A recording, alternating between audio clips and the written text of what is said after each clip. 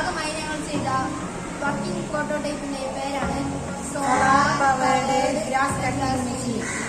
ഇതിനായി ഞങ്ങൾ യൂസ് ചെയ്തിരിക്കുന്നത് മിനി മോട്ടർ, സോളാർ പാനൽ, നീളമുള്ള ഒരു വയർ, ബ്ലേഡ്, ഫോം ബോർഡ്, പിന്നെ ഒരു 1 മീറ്റർ നീളമുള്ള പൈപ്പ്.